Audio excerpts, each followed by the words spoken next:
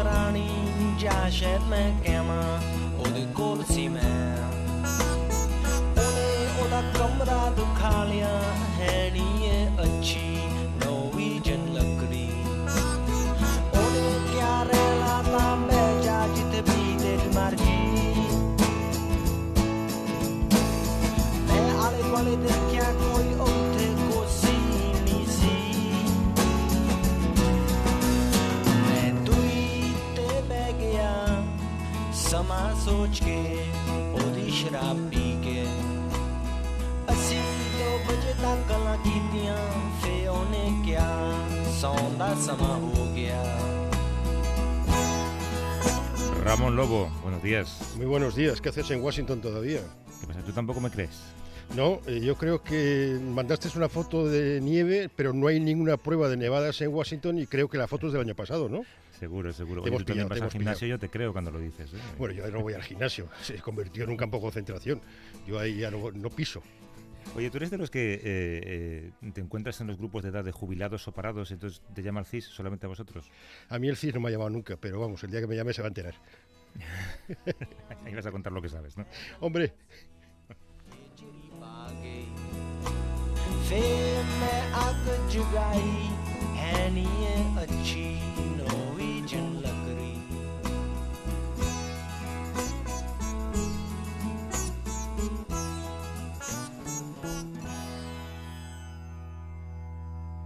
Give me one reason to stay here and I'll turn right back around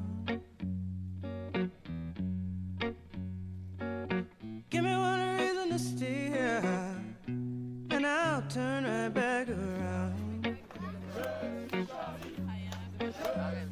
Said I don't wanna leave you alone there. You gotta make me change my mind. ¿Cómo has vivido tú, Ramón, los acontecimientos de los últimos días en París? Pues con una gran conmoción, primero porque soy periodista y después porque soy ciudadano y creo que no solo es un ataque a los periodistas, es un ataque a la libertad de expresión, al derecho, un derecho fundamental en la democracia. Ayer decía Mauro una cosa muy interesante, ¿no? ¿Cómo se les llama a los asesinados periodistas en vez de humoristas gráficos, como para solemnizar un poco lo que son, ¿no? Yo creo que son ambas cosas y hay que defenderlo. El atentado contra ese semanario satírico, Charlie Hebdo, se ha producido apenas unos días después de esas manifestaciones de tinte xenófobo que habían llenado las calles en varias ciudades alemanas. Sí, es un fenómeno que tenemos que seguir porque es casi tan peligroso como el islamismo. Se llaman patriotas europeos contra la islamización de Occidente, Pegida, que empezaron en Dresde y se han ido extendiendo por toda Alemania y ya cuentan con filiales en países como Noruega y en medio de esta crisis económica cada vez tienen más adeptos. La xenofobia en Europa, que va en aumento, se nutre del miedo de los ciudadanos agobiados por la crisis, que creen que los inmigrantes van a acabar con la cultura o con lo que queda de nuestro malogrado estado del bienestar. Sí, hay una idea que parece compartir, aunque desde la ficción, el escritor francés Michel Houellebecq, quien en su última novela, Su misión, plantea una posible llegada a un gobierno islamista en Francia en el año 22. Houellebecq, que ha desaparecido de París, está en paradero desconocido. Tenía varias ruedas de prensa convocadas, pero lógicamente ha preferido desaparecer. Europa es un objetivo del terrorismo islámico desde hace años. Estamos ante un problema geopolítico y de seguridad. En nuestra defensa participamos en alianzas internacionales para evitar que los yihadistas, que son muchos de ellos nacidos aquí, cometan atentados. Pero hay otro asunto más importante, que es que tenemos que mirar a la sociedad, a la exclusión social que genera violencia, fanatismo religioso. ¿Qué pasa en los barrios periféricos de muchas ciudades europeas, en las escuelas, en las cárceles? Ayer el redactor jefe de Moyano Guillén nos contaba una teoría, y es que los secuestradores o los terroristas dejaron sus documentaciones francesas en el coche en el que huyeron, no de manera descuidada, sino porque era un gesto simbólico de renuncia a su educación francesa y a su relación con ese país, ¿no?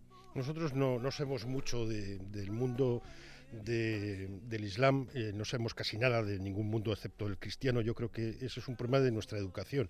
Y después que la segunda y tercera generación de personas que llegaron aquí, que no llegaron siendo islamistas, más bien venían de sociedades nacionalistas, Argelia y demás, les hemos ido dejando ahí en el medio, perdidos entre dos mundos. No se sienten nuestros porque hay racismo en Alemania contra los turcos, lo hay en Francia contra el Magreb, lo hay en España también, y tampoco son de ellos, con lo cual son gente que es muy fácil comerles el coco. Y ahora mismo los imanes no solo están en las mezquitas, sino también están en Internet.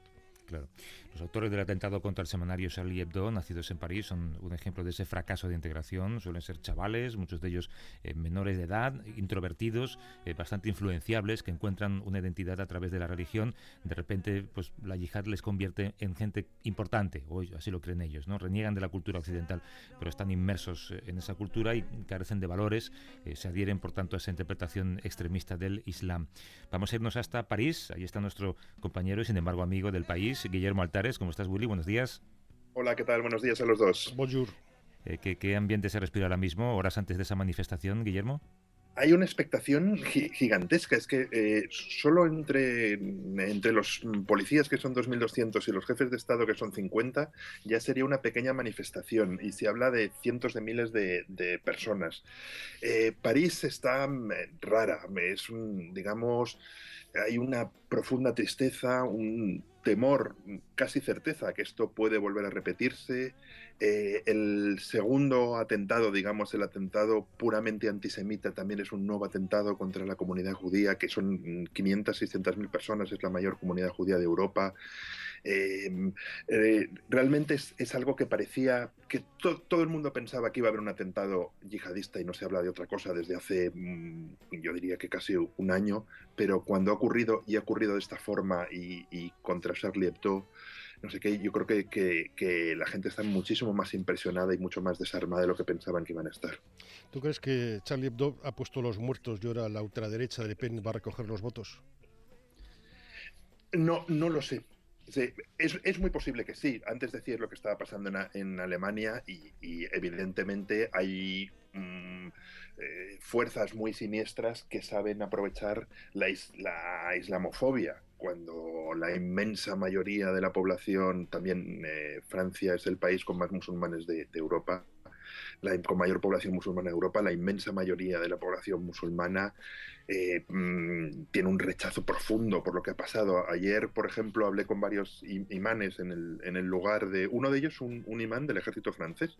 En el lugar del atentado luego fueron a rezar juntos a la sinagoga, y uno de estos imanes me decía: estoy asqueado, con lágrimas en los ojos. O sea, una mezcla de rabia y asco ante, digamos, el profundo sentimiento de injusticia ante una violencia sin sentido.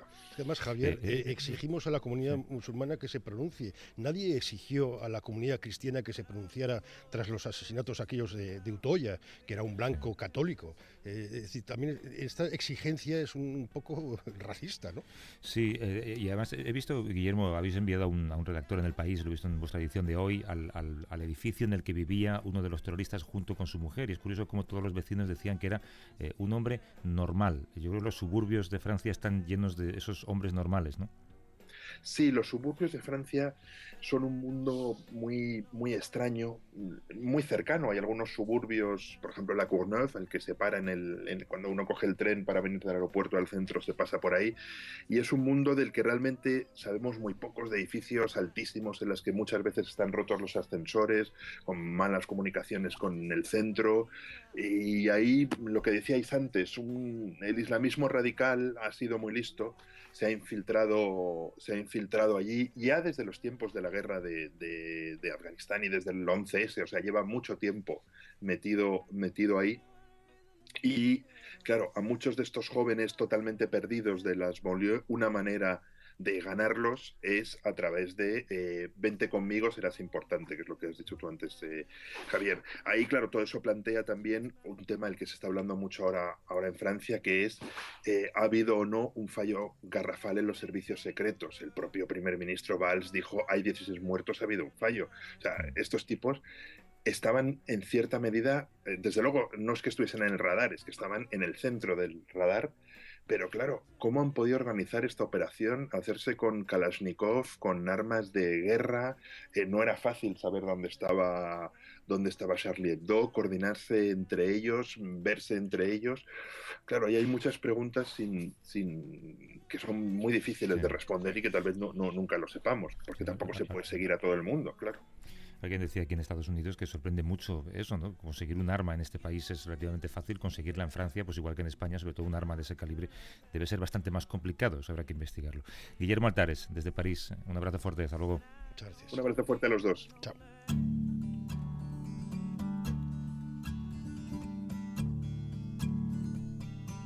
got my finger on the trigger. Aquí en Washington, en Franklin Square, que está a muy poca distancia de hoteles muy lujosos, tú también lo conoces, muy cerquita de la Casa Blanca, hay decenas de personas sin techo que diariamente improvisan el hogar en el que viven, digamos. El Distrito de Columbia acoge el mayor índice de sin techo de Estados Unidos, encabeza el ranking de ciudades con más concentración de pobreza. Yo solía ver mucha gente que pedía limosna con carteles de he combatido en Vietnam, ahora veo mucha gente que tiene carteles he combatido en Irak, he combatido en Afganistán. Sí, es cierto, porque la comunidad de los homeless, los sin techo, está compuesta fundamentalmente por personas de raza negra o personas con problemas mentales o veteranos de guerra. Unos 50.000 veteranos de guerra duermen en las calles de Estados Unidos cada noche, una cifra que se ha convertido en un problema político y una asignatura pendiente para Barack Obama.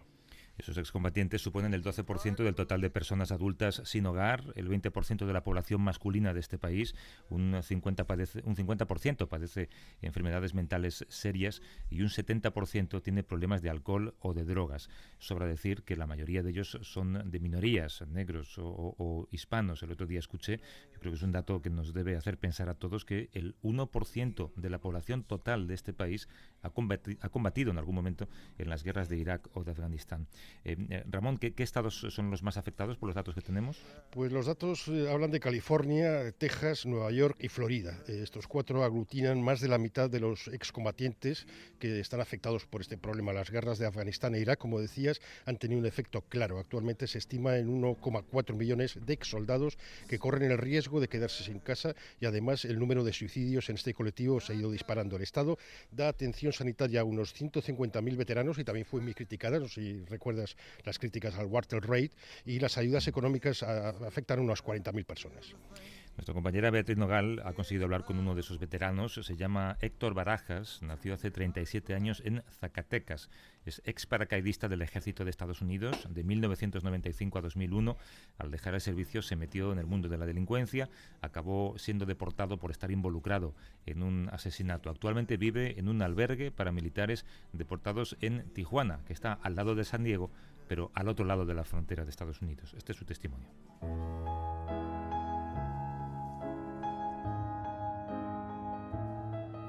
Yo estoy deportado porque serví al ejército, salí con honores. Después del ejército fui a la cárcel por un disparo de armas, y la razón que me deportaron es por el crimen, pero también porque no era ciudadano. Entonces mucha gente no sabe, pero para estar en el ejército americano no tienes que ser ciudadano, simplemente tienes que tener residencia legal en los Estados Unidos. Toda la trauma y que reciben los soldados realmente no es tratado suficientemente. Ahorita tenemos 23 suicidios al día de veteranos, entonces obvio el estrés postraumático es un problema, y muchos de los soldados que regresan para atrás regresan dañados, y se le mira, no todas las personas tienen problemas, pero muchos sí regresan dañados.